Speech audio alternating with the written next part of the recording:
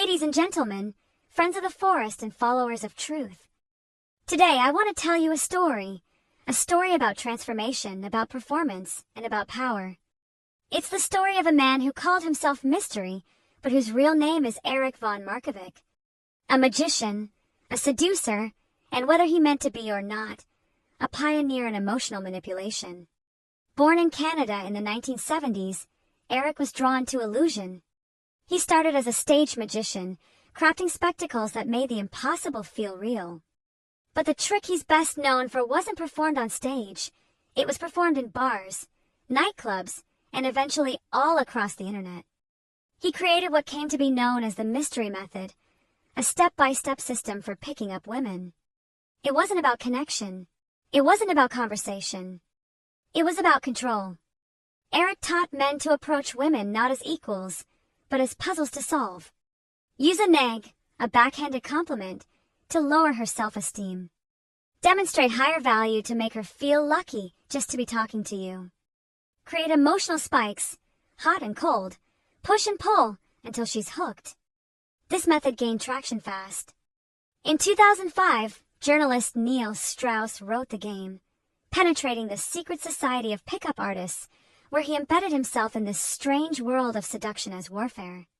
Mystery became a legend, Strauss became a bestseller, and countless young men downloaded scripts for how to be someone else. But here's where it gets complicated. What Erik von Markovik tapped into wasn't just a dating technique.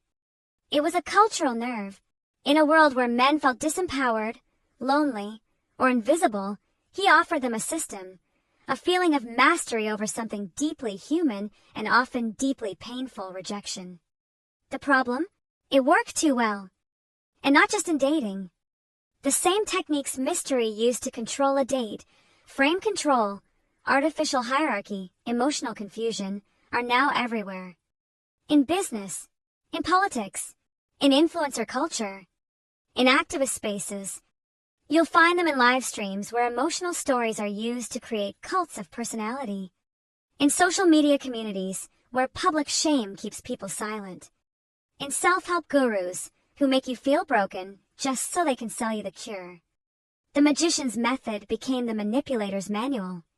And so, while Erik von Markovik didn't invent emotional manipulation, he refined it, packaged it, marketed it.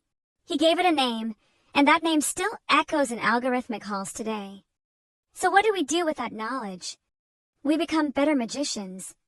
We learn the tricks, not to use them, but to see through them. To recognize when we're being emotionally engineered, when our community is becoming a performance, when our empathy is being gamed. Because in a world full of illusionists, awareness is resistance. Erik von Markovik told men how to control the game. But maybe, just maybe, it's time we learn how to walk away from the table and build something real. Thank you for watching. Please hit the thumbs up and subscribe if you haven't yet.